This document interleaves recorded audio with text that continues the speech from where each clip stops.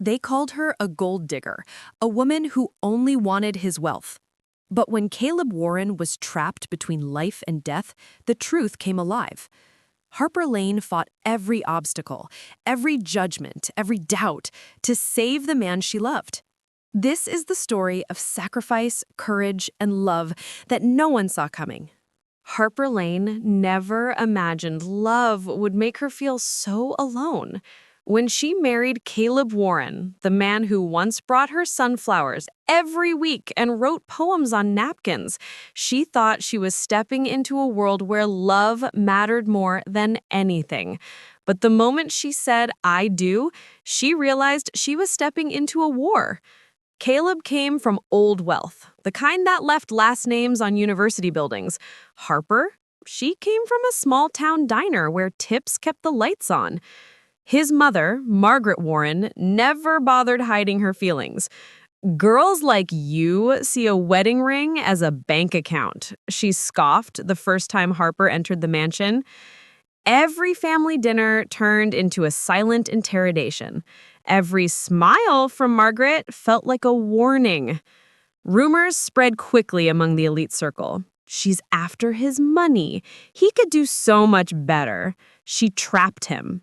But Harper wasn't weak. She worked 2 jobs before marriage and planned to finish nursing school. Caleb reminded her of that whenever she doubted herself. He fought for her. He believed in her. And that made Margaret furious.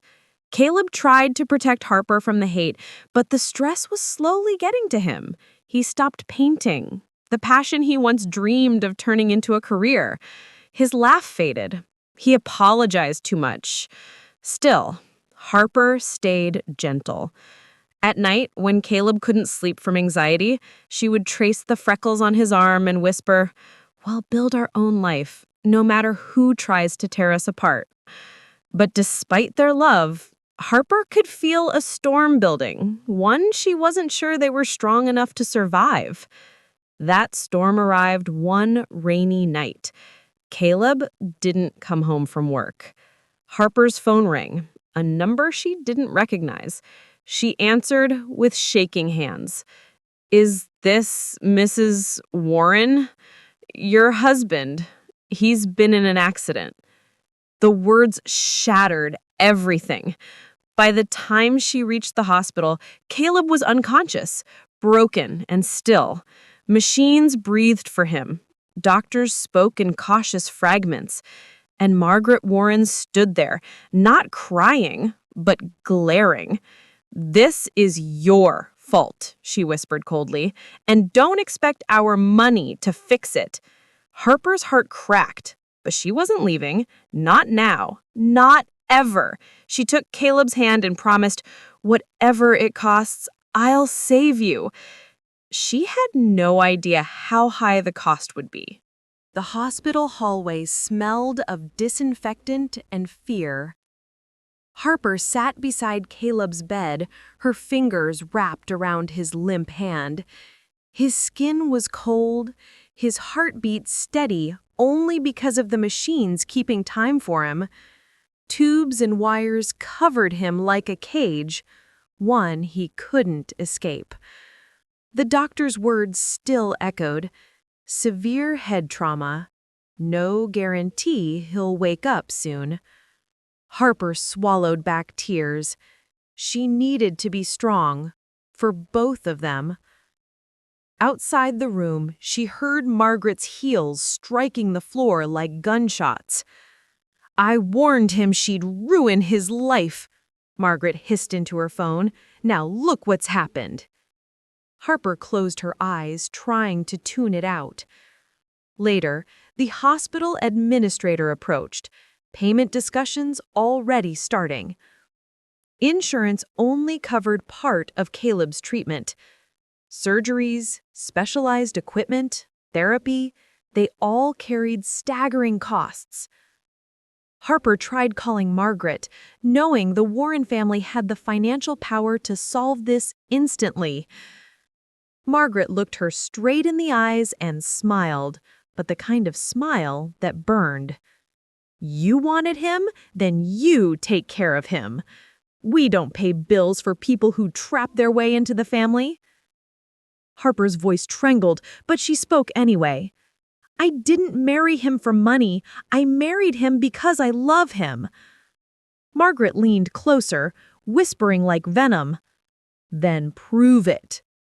She walked away, leaving Harper alone with responsibility so heavy it hurt to breathe. Harper stood at Caleb's bedside again, brushing his hair back gently. Behind everything, the debt, the blame, the pain, was one truth. Caleb needed her. So Harper sprang into action. She took a night shift job cleaning offices, scrubbing floors until her knuckles bled. She reached out to the diner back home. The owner offered her weekend hours. She sold her wedding jewelry, the one symbol Margaret couldn't take away from her. Sleep became a luxury she couldn't afford. Every cent she earned went straight to the hospital.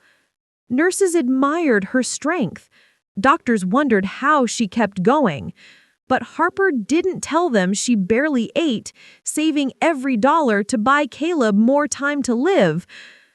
Every night she whispered to him, "Fight, please fight," because even though he was silent, she believed he heard her. What Harper didn't know was this: Caleb's mother was not finished destroying her. Margaret had already set a plan in motion, one that might take Harper down for good.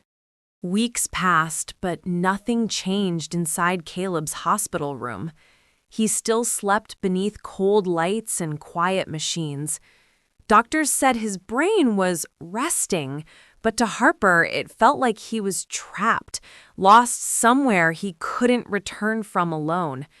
She visited twice every day, once after her cleaning shift and again after late hours at the diner. Her life became a loop of exhaustion.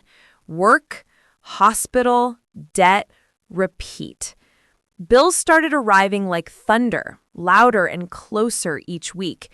When she met with the hospital finance department, the man across the desk raised his eyebrows in disbelief.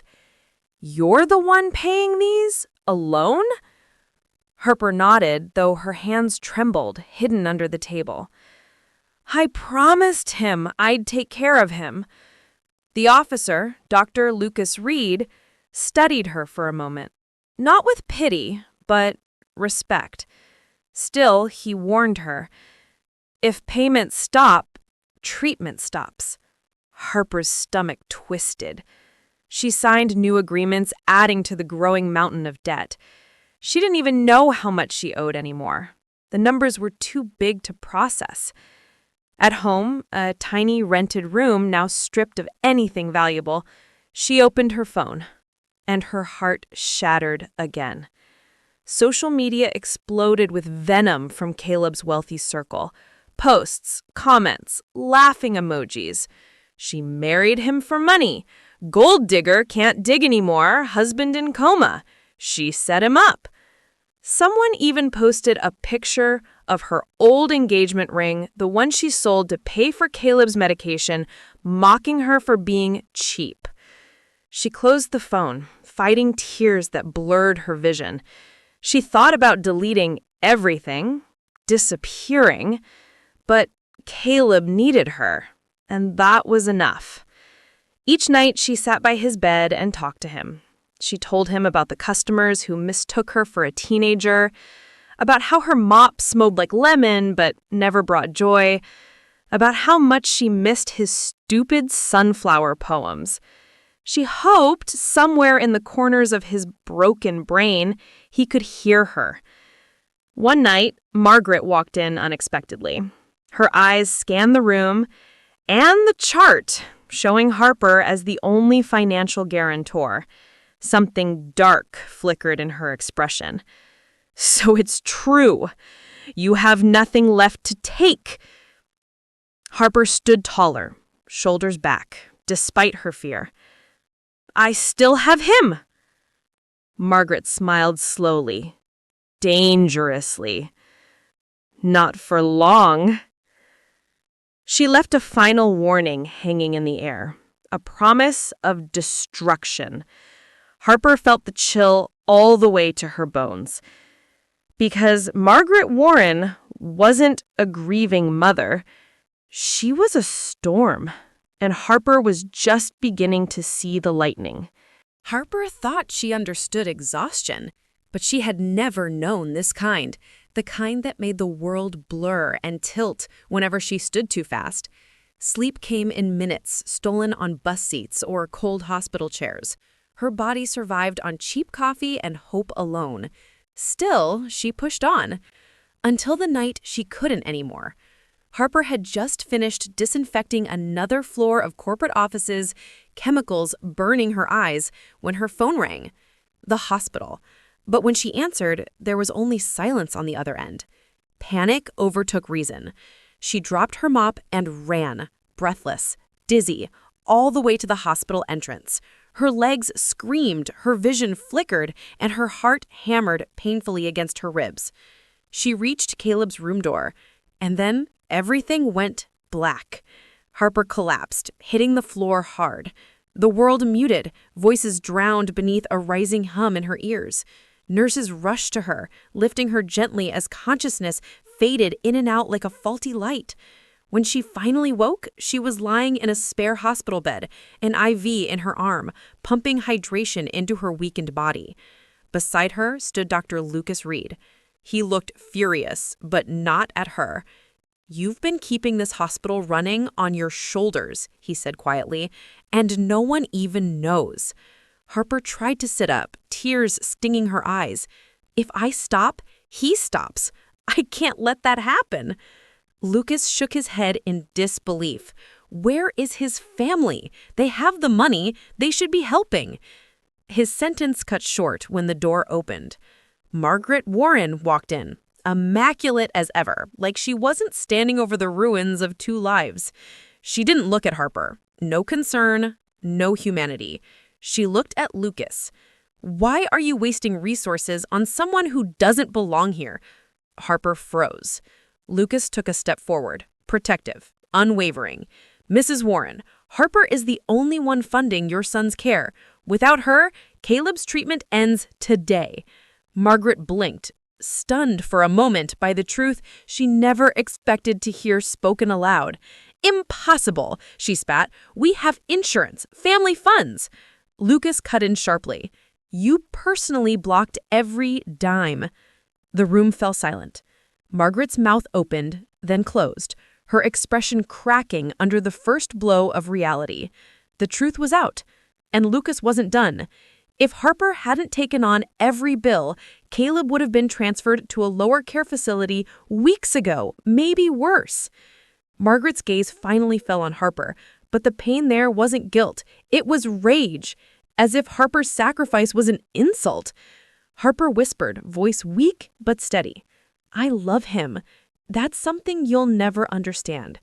Margaret stepped closer, eyes cold enough to freeze fire. "You think this makes you a hero? You're still nothing." Lucas moved between them, jaw tight. "Leave, now." Margaret turned sharply and walked out, fury hiding the fear Harper had finally forced her to feel. Harper lay back, breathing unevenly. Lucas placed a reassuring hand near hers, careful and kind.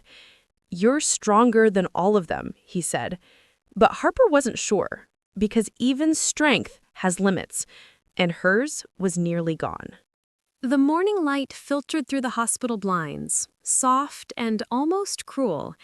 Harper sat in her usual chair, hands clasped around Caleb's fingers, exhaustion etched into her face.